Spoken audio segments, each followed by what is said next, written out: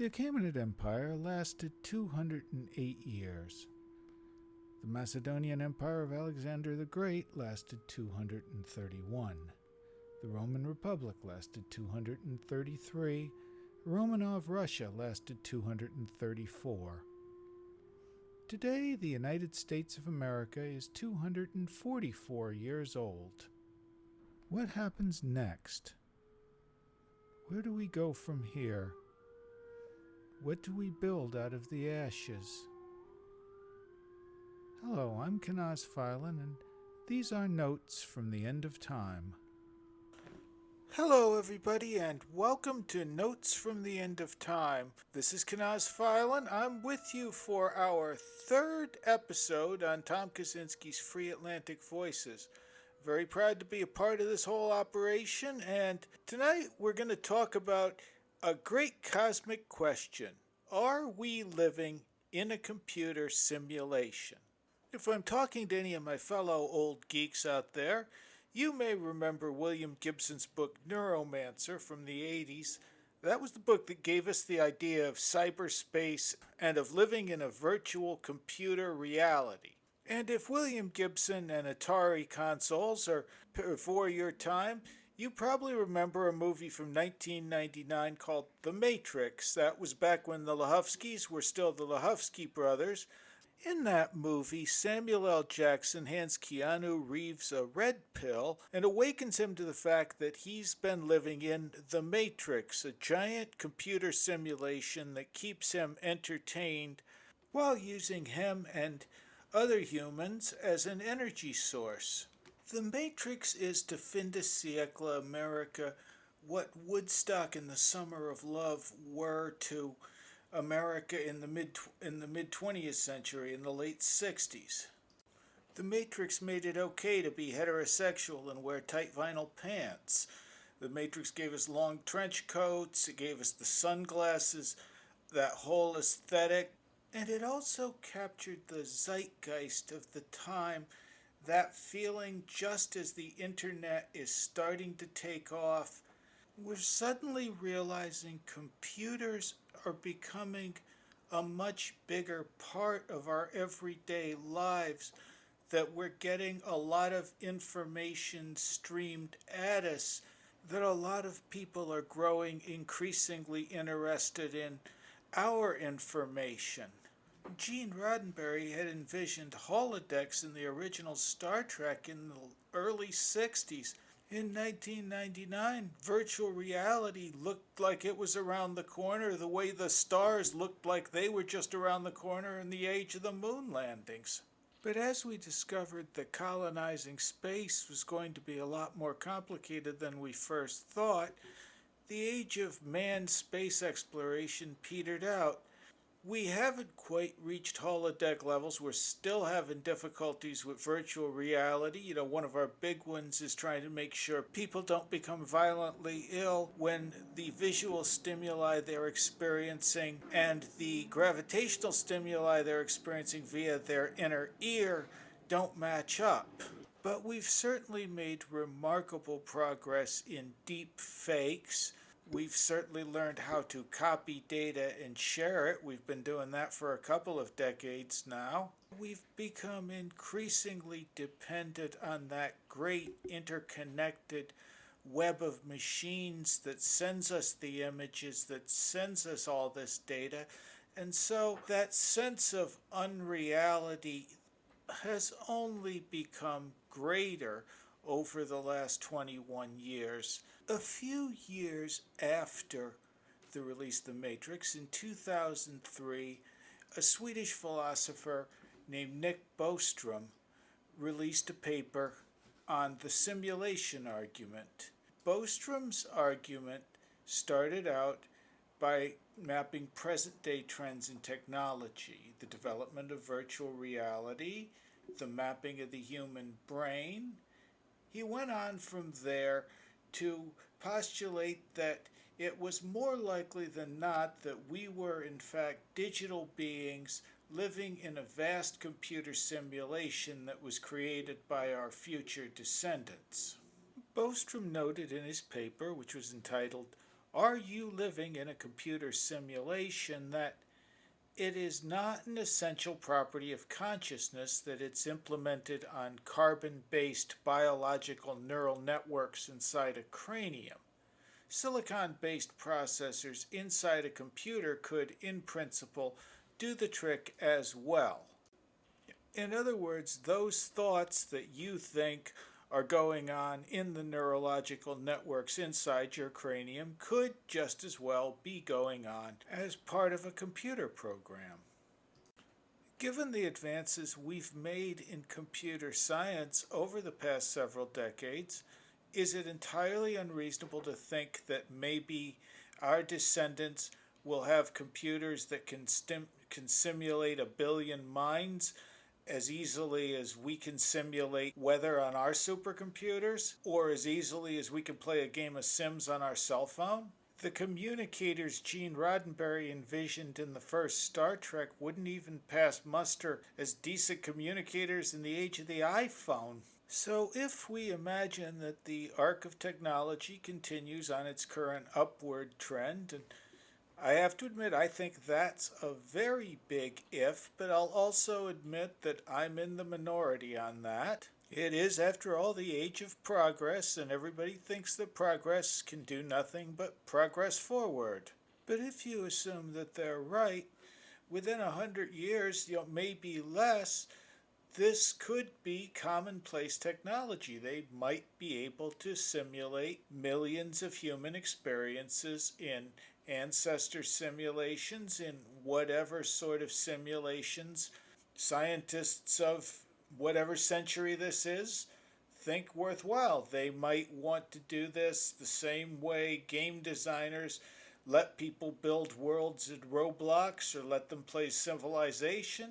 Australian philosopher David Chalmers noted that the programmer in the next universe up may just be a teenager hacking on a computer and running 5 universes in the background, but it might be someone who is, nonetheless, omniscient, all-knowing, and all-powerful about our world. Simulation theory may even have its knowledge we're not meant to know. Preston Green has warned that if our universe has been created by an advanced civilization for research purposes, then it is reasonable to assume that it is crucial to the researchers that we don't find out that we're in a simulation. If we were to prove that we live inside a simulation, this could cause our creators to terminate the simulation, to destroy the world. As far as I'm aware, no physicist proposing simulation experiments has considered the potential hazards of this work. This is surprising, not least because Professor Bostrom himself explicitly identified simulation shutdown as a possible cause of the extinction of all human life. You may want to take this seriously. Preston Green said this in an August 10, 2019 opinion piece in the New York Times. And if you can't trust the New York Times to warn you about impending dangers, who can you trust? You might note that there's kind of a religious feel about this whole simulation argument.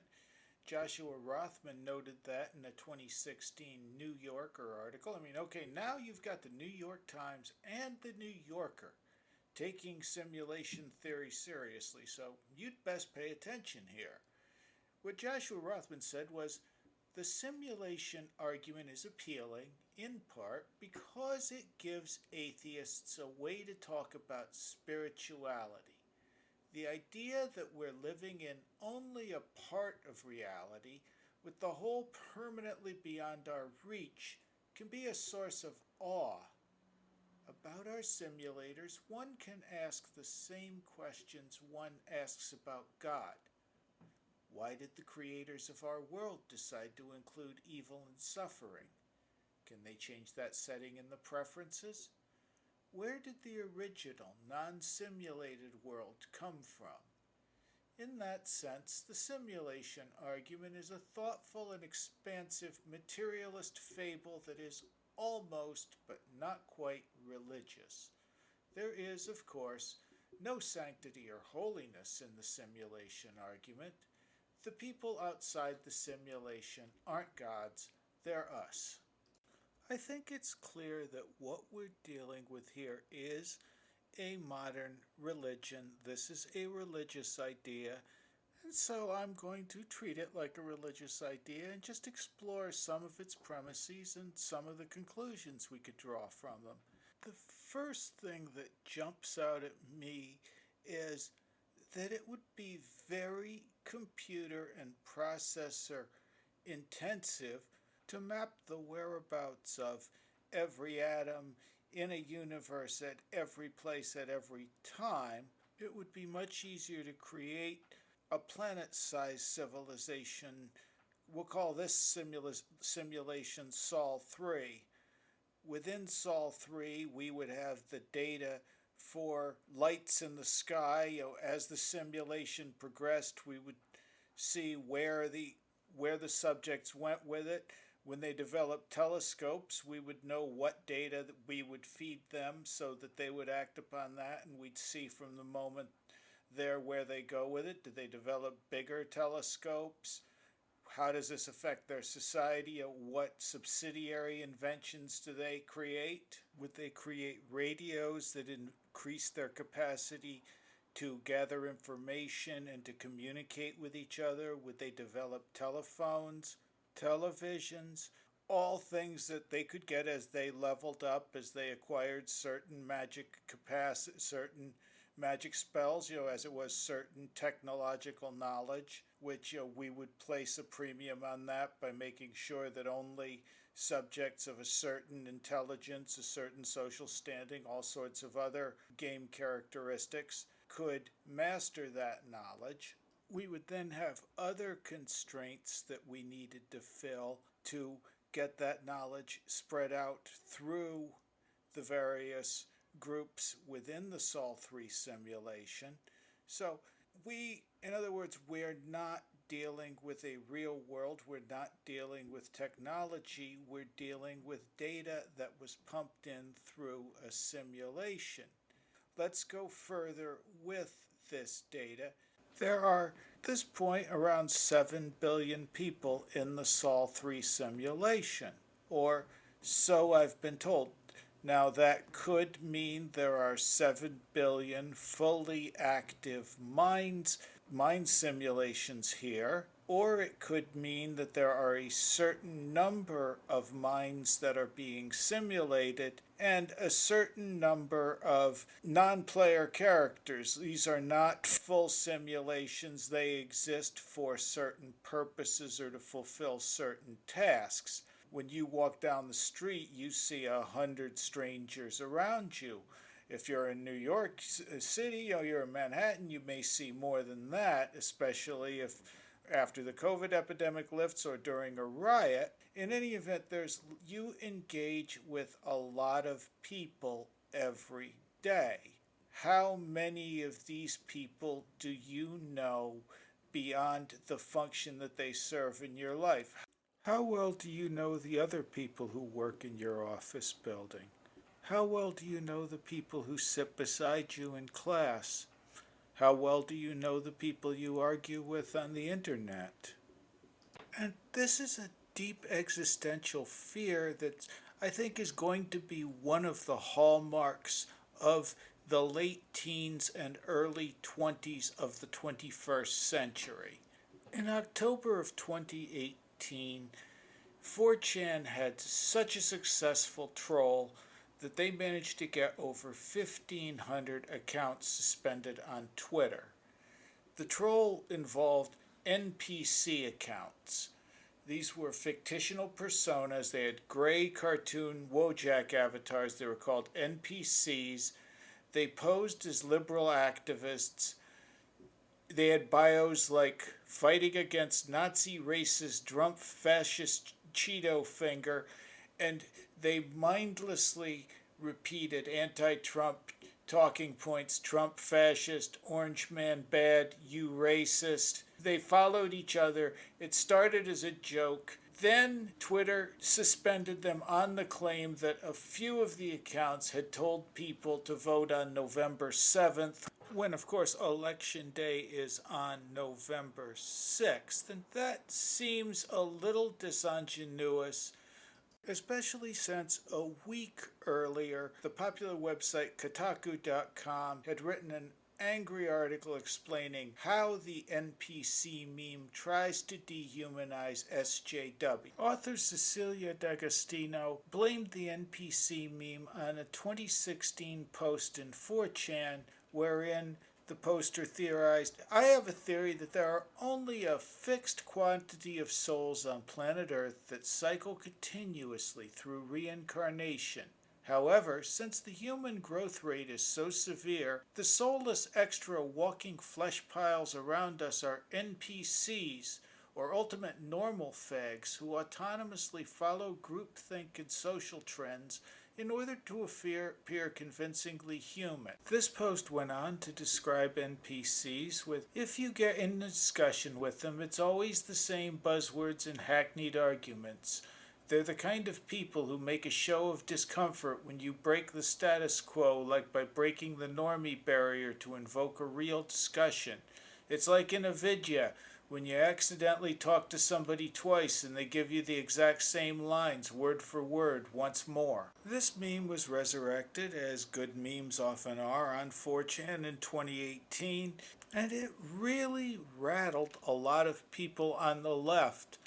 As Kotaku put it, the NPC meme takes things a step further into a political zone where mass outcry against, say, serial harassers, racial injustice, or Trumpian ideas is dismissed as not just inherently uncritical, but prima facie evidence of a lack of human consciousness. What makes this marginal, stale meme built on edgelord logic worth half a thought is what the idea of an NPC speaks to. NPCs have no agency.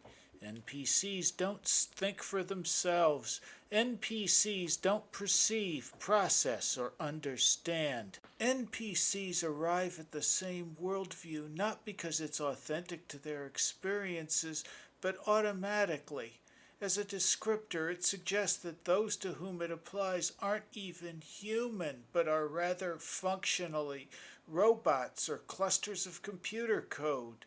That this has resonated as widely as it has is funny, but it's also a little scary. And yes, it is a little scary for a generation that grew up on screens, who get their information from screens, who spend their recreational time playing games on screens, whose social life consists of sending messages on screens to other people who read the messages on screens. It's very easy to start questioning the reality of your friendships, the reality of the people around you.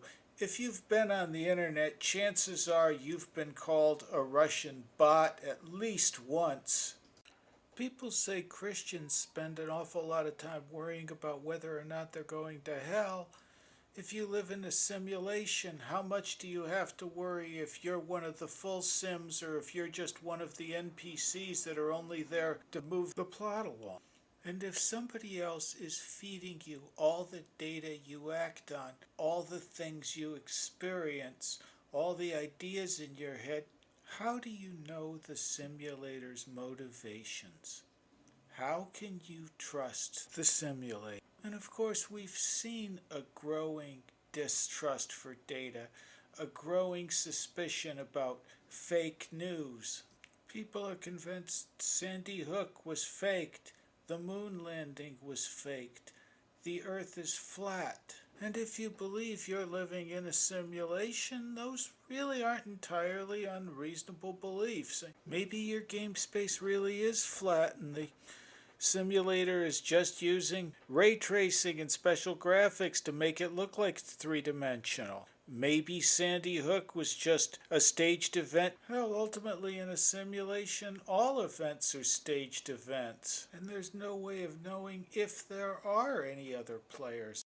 And so, my friends, we find ourselves in a place that the philosopher René Descartes explored nearly 400 years ago.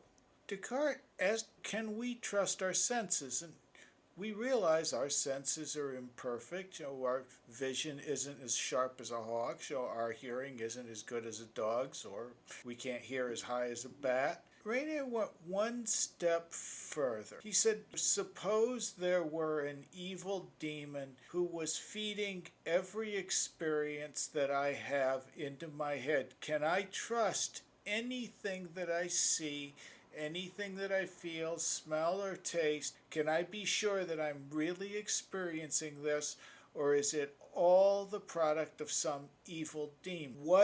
What bedrock can I find? How do I know that I'm not being lied to? What can I know with absolute certainty? And he came up with an answer. It's become famous. Cogito ergo sum. I think, cogito, ergo, therefore, sum.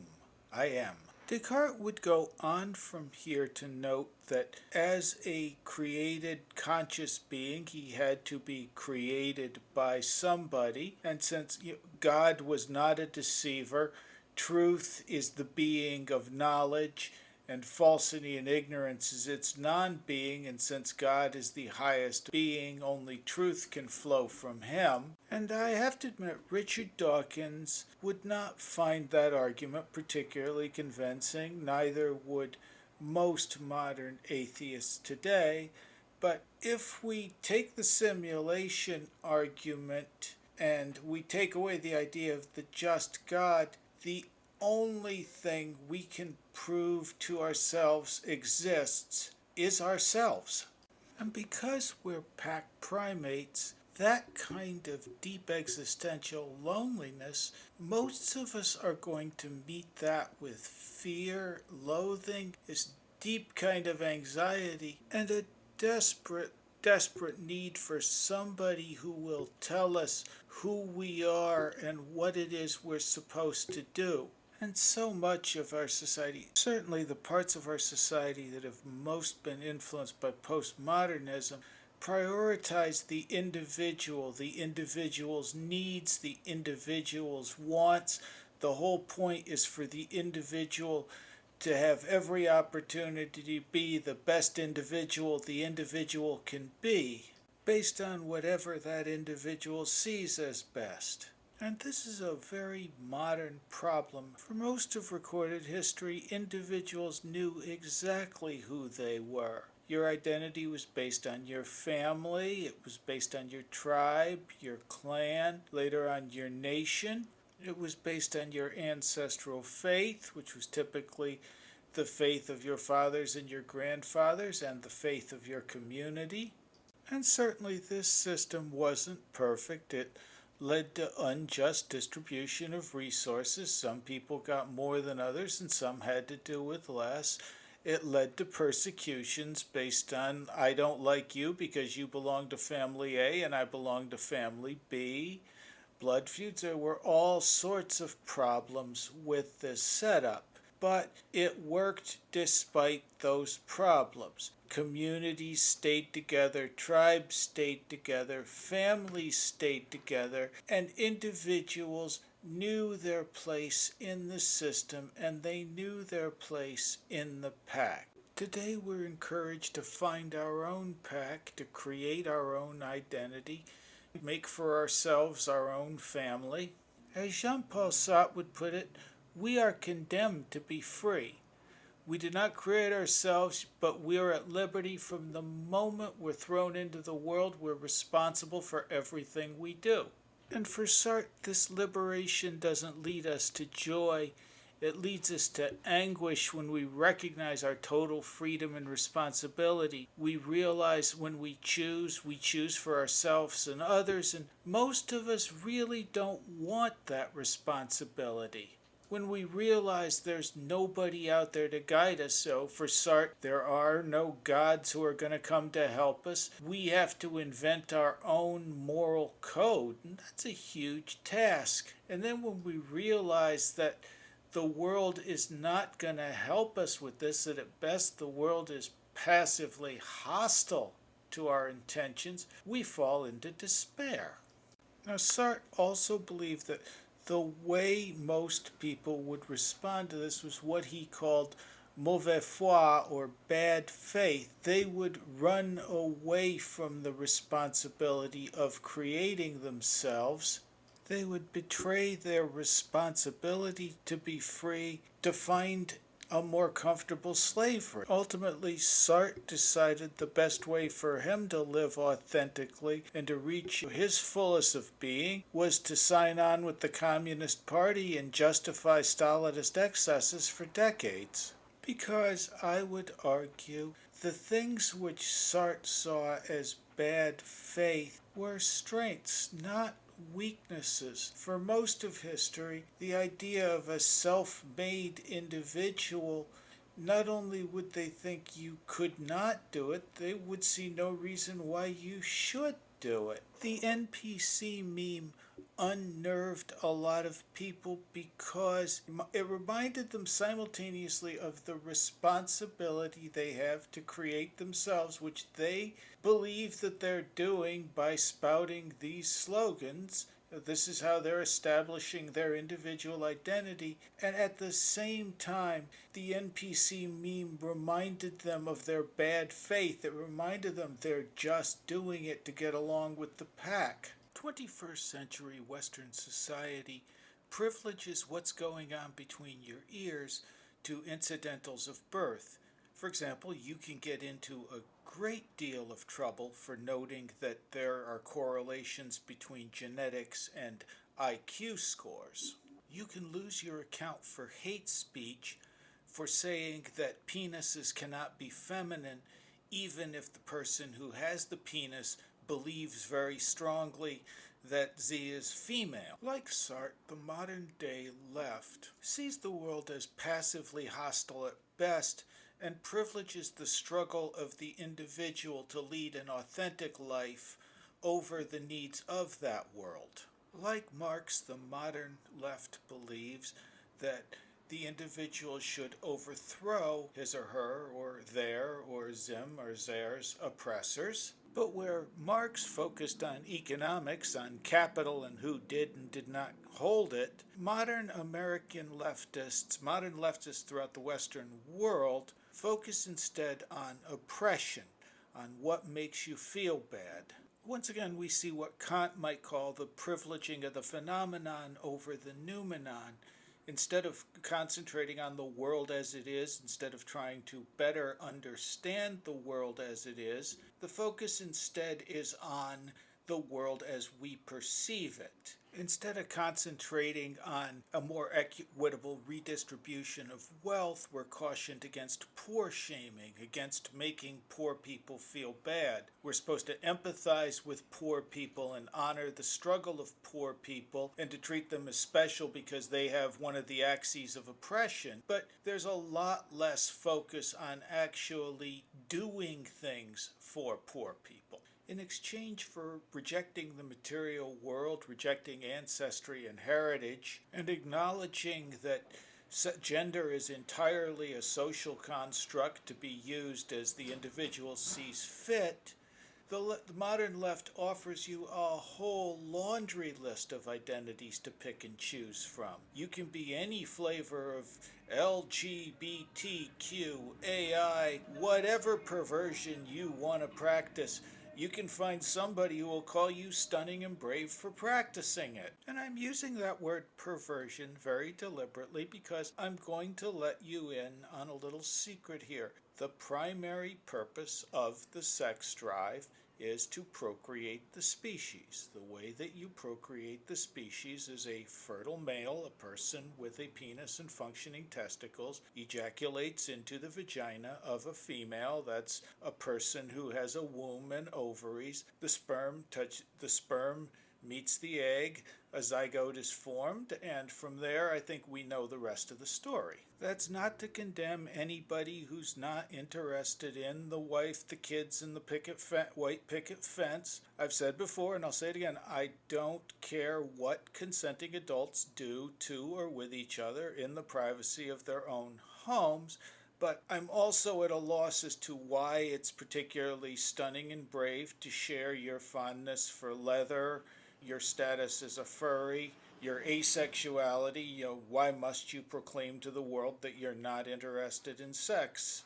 For the most part, gender minorities, sexual minorities, kinky people have achieved the American definition of freedom. They're allowed to live their lives undisturbed. Most Americans care no more about what their co-workers do in the bedroom than they care about their co-workers' religion, their co-workers' ethnicity, or anything else.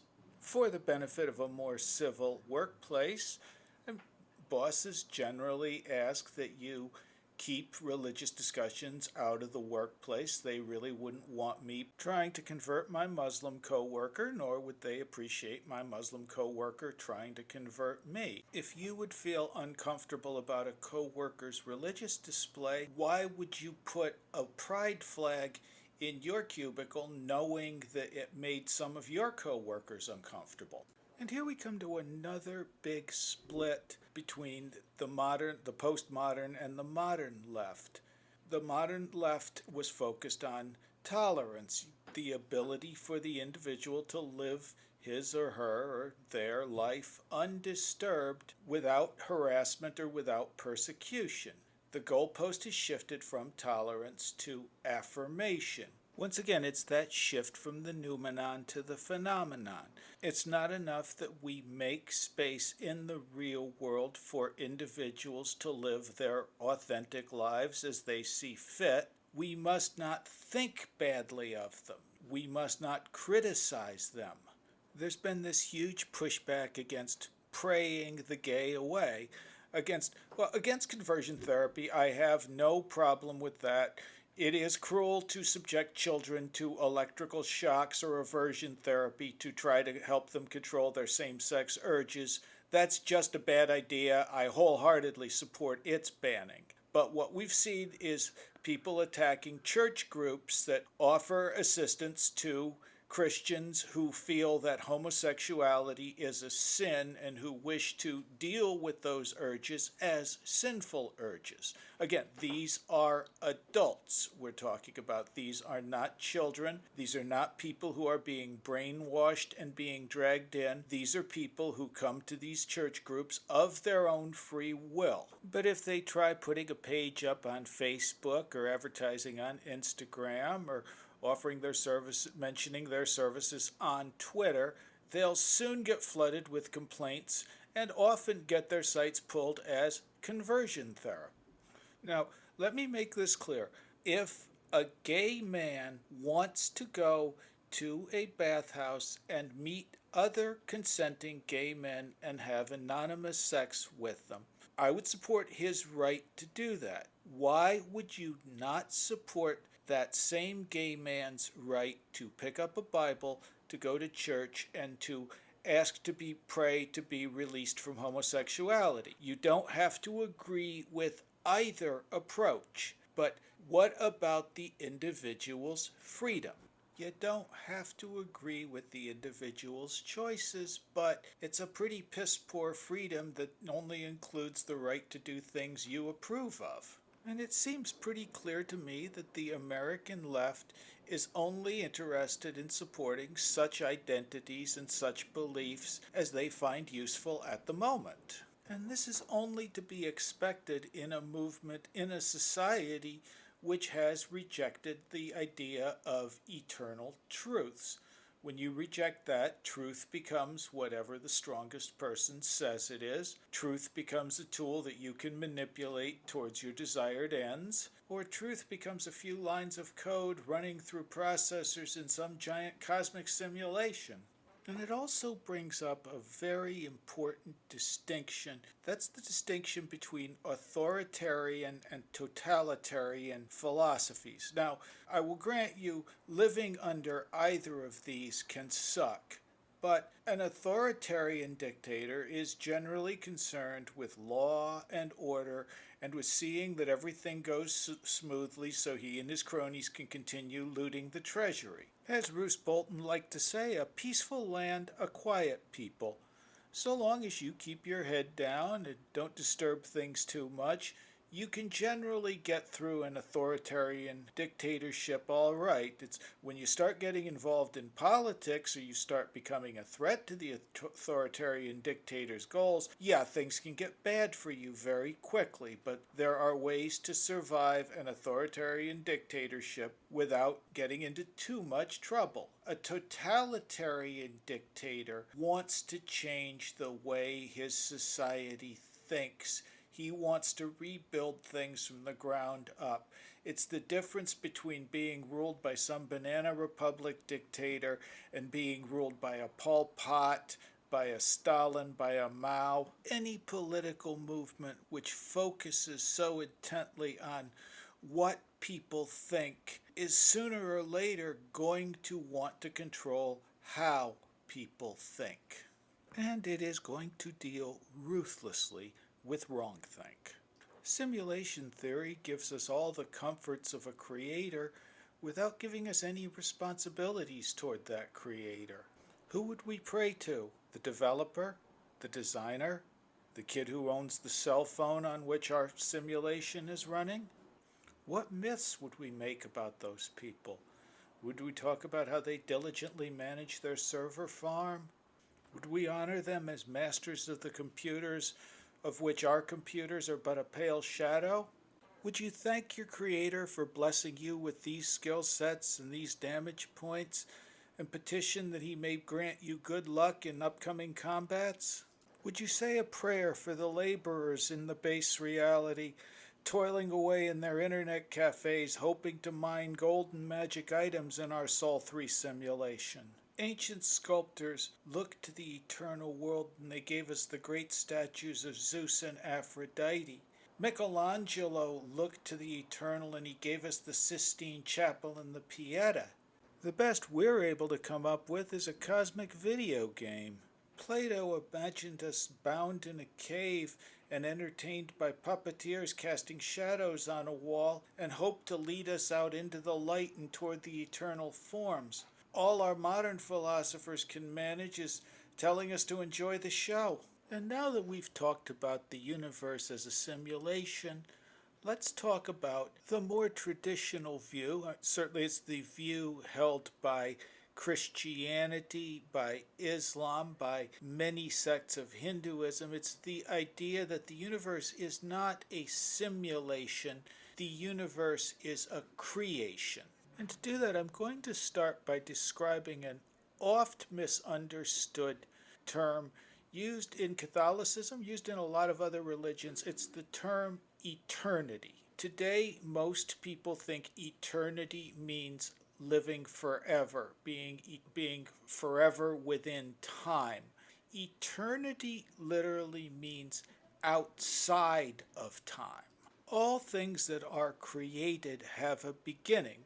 In the case of our universe, we know, thanks to a Belgian Jesuit named Georges Lemaitre, that 13.7 billion years ago, a primal point exploded in what we call the Big Bang, and our universe winked into being. We've dated that with various methods. We were helped by another constant. He taught us to learn the speed at which the universe is expanding from that primal point. It's called, you know it as the Hubble constant. It's also known as in the continental Europe as the Hubble-Lemaitre constant. Einstein, among others, helped to establish that time is a dimension like the other three dimensions we know, height, width, and depth.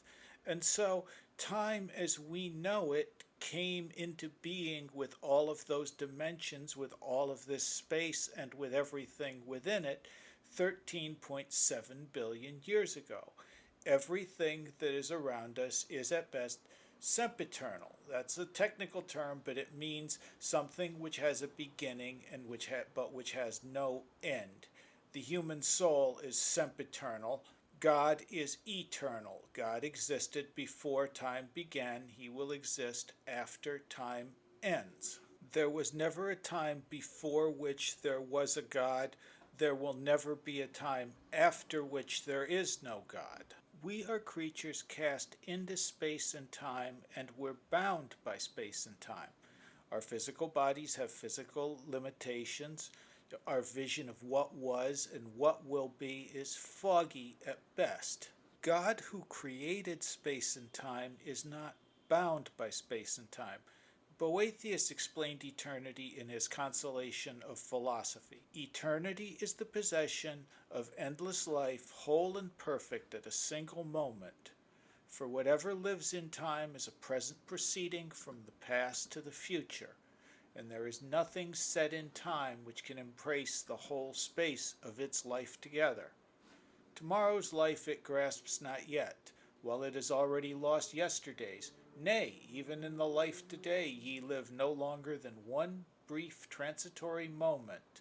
Whatever, therefore, is subject to the condition of time, although, as Aristotle deemed of the world, it never have either beginning or end, and its life he stretched to the whole extent of time's infinity, it yet is not such as rightly to be thought eternal, for it does not include and embrace the whole space of infinite life at once, but has no present hold on things to come, not yet accomplished. Now, because we are creatures caught in space and time, it's very easy for us to get distracted by the here and now. We have a natural moral instinct, but we're also frequently tempted to ignore it. Now, there's another important distinction: the sensible and the intelligible worlds. Now, the sensible world is that which we perceive with our senses, what we see, what we hear. We also have an intelligible world. For example, you can't see or taste mathematics, but you can do proofs and show that your conclusions are correct. You can apply geometry and trigonometry to build cathedrals, so you have evidence to back up that you're onto something in the intelligible world. Well, the intelligible world and intellectual pursuits are not without their joys. Sensible stimuli are a lot more immediate. It's really hard to think when you feel something real strongly, when you're in pain, when you're tired, when you're horny. And one of the best ways we've found to avoid momentary distractions is to focus on the eternal. That lets us just step outside the here and now for a second. It lets us see past our personal needs and desires. It reminds us we're part of an ongoing process that was old when our ancestors were young. We're not just a bunch of atomized individuals left to seek whatever distraction we can find.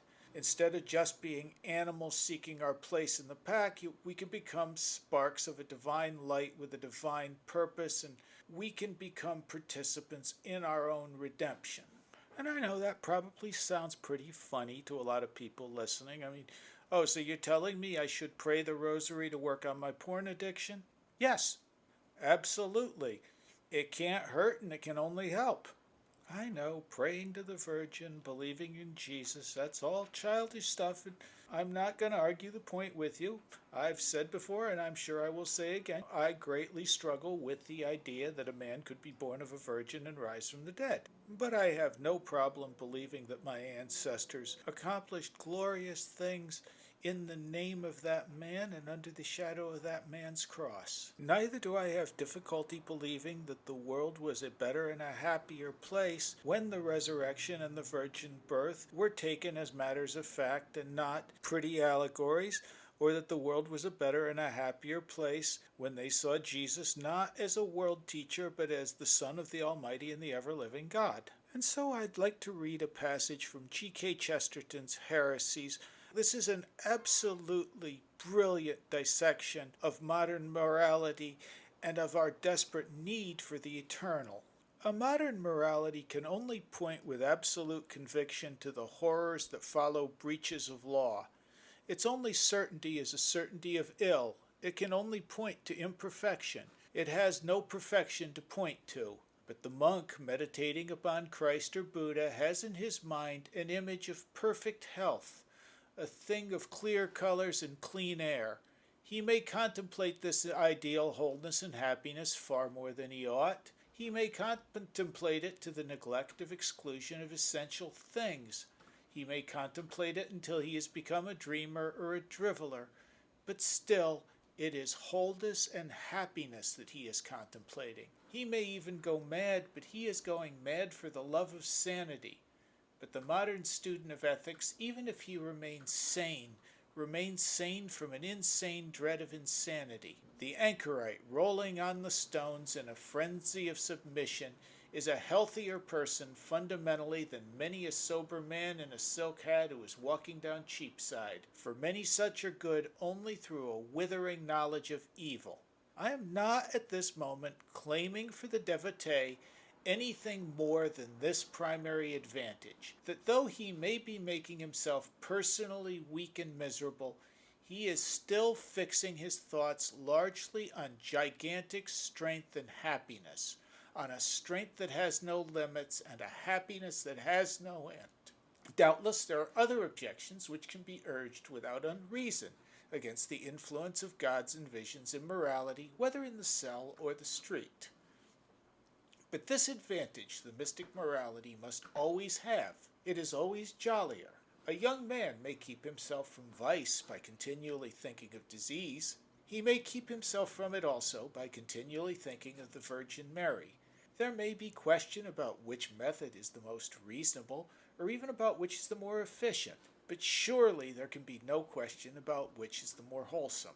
I remember a pamphlet by that able and sincere secularist, Mr. G.W. Foote, which contained a phrase sharply symbolizing and dividing these two methods.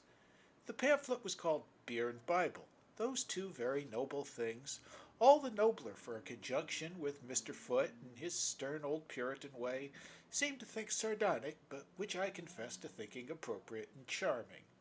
I have not the work by me, but I remember that Mr. Foote dismissed very contemptuously any attempts to deal with the problem of strong drink by religious offices or intercessions, and said that a picture of a drunkard's liver would be more efficacious in the matter of temperance than any prayer or praise.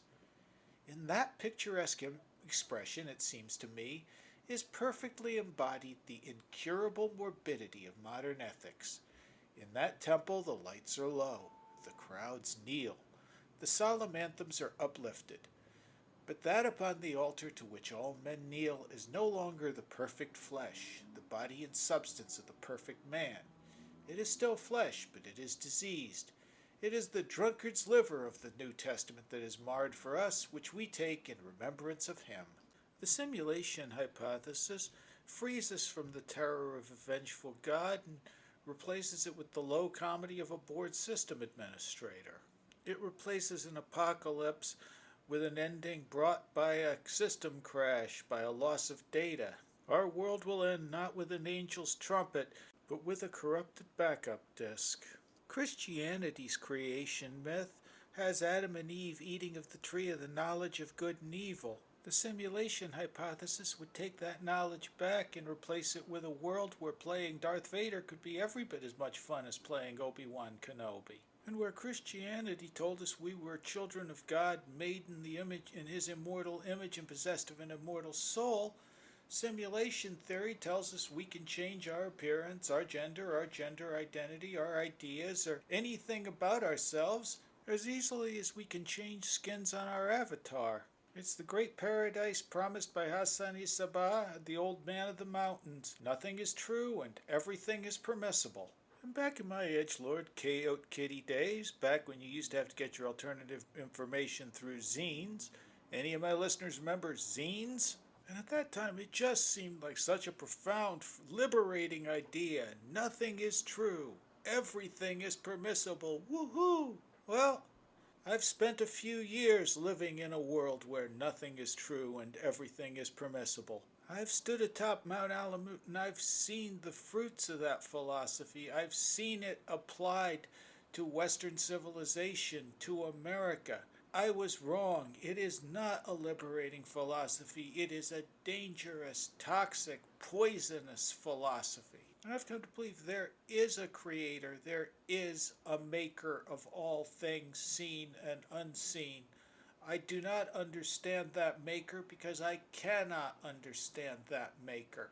He's beyond what my wetware can handle. And that's fine. There are lots of things in the universe I don't understand. Lots of things in the universe I can't understand. The universe's existence is not contingent on my understanding it, and neither is God's existence. I'm told this is a world where we can choose our own truths.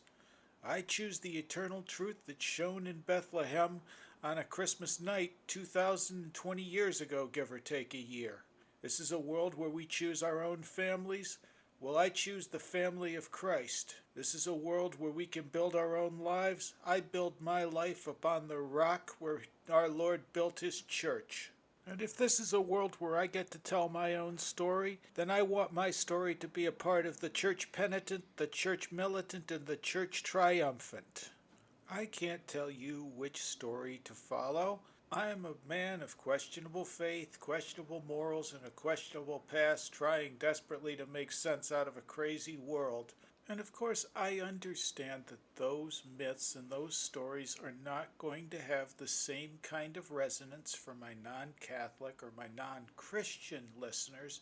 So let me phrase the issue. Let's look at it from a different perspective. I'm going to bring in a philosopher who's not really known for his Christianity, although he has influenced a number of Christian thinkers, the great German philosopher Martin Heidegger.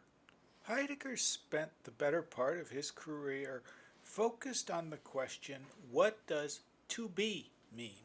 He wrote a very long and very dense tome on that subject called Sein und Zeit, or as we know it in English, Being and Time. One of Heidegger's big concerns was the way that we were allowing technology to change our way of being in the world. For Heidegger, technology was a Gestellen, an enframing that caused us to reduce the entire human experience, to reduce everything around us to its utilitarian value. It's telling the two major philosophies that come out of the Industrial Revolution, capitalism and communism, both reduce the human experience to economic equations. The example he gives famously in his 1977 essay, Question Concerning Technology, describes a power plant on the Rhine River. The hydroelectric plant is set into the current of the Rhine. It sets the Rhine to supplying its hydraulic pressure, which then sets the turbines turning. This turning sets those machines in motion whose thrust sets going the electric current for which the long-distance power station and its network of cables are set up to dispatch electricity. In the context of the interlocking processes pertaining to the orderly disposition of electrical energy, even the Rhine itself appears as something at our command. The hydroelectric plant is not built into the Rhine River as was the old wooden bridge that joined bank with bank for hundreds of years. Rather, the river is dammed up into the power plant. What the river is now, namely a water power supplier, derives from out of essence of the power station. In order that we may even remotely consider the monstrousness that reigns here, let us ponder for a moment the contrast that speaks out of the two titles, the Rhine as dammed up in the power works, and the Rhine as uttered out of the artwork in Hölderlin's hymn by that name. But it will be replied, the Rhine is still a river in the landscape, is it not? Perhaps, but how? In no other way than as an object on call for inspection by a tour group ordered there by the vacation industry. Heidegger went on to more detail concerning technicity and technology in a 1966 interview with the German magazine Der Spiegel. This interview was not published until after Heidegger's 1976 death, as per his instructions. In that interview, Heidegger said, "The last 30 years have made it clearer that the planet-wide movement of modern technicity is a power whose magnitude in determining our history can hardly be overestimated. For me today, it is a decisive question as to how any political system, and which one, can be adapted to an epoch of technicity. I know of no answer to this question. I am not convinced that it is democracy.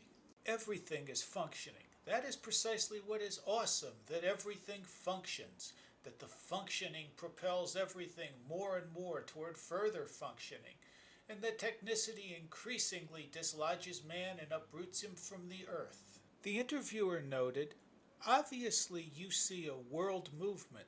This is the way you too have expressed it, that either is bringing about an absolutely technical state or has done so already. Heidegger. That's right. Interviewer. Fine. Now the question naturally arises. Can the individual man in any way still influence this web of fateful circumstance? Or indeed, can philosophy influence it? Or can both together influence it insofar as philosophy guides the individual or several individuals to a determined action? Heidegger. If I may answer briefly and perhaps clumsily, but after long reflection, philosophy will be unable to effect any immediate change in the current state of the world. This is true not only of philosophy, but of all purely human reflection and endeavor. Only a God can save us. The only possibility available to us is that by thinking and poetizing, we prepare a readiness for the appearance of a God, or for the absence of a God in our decline, insofar as in view of the absent God we are in a state of decline. And so that's what I hope to do. Like Heidegger, I believe that our only hope is a reframing back to a God-centered world, back to a world of eternal truths, back to that world which recognized the divine. And so, though I be a flawed man, though I be a flawed believer, as for me and my house, we will serve the Lord. In the name of the Father, the Son, and the Holy Spirit. This is Kenaz Filan. You've been listening to Notes from the End of Time. Thank you for listening, and may God bless and keep us each and every one.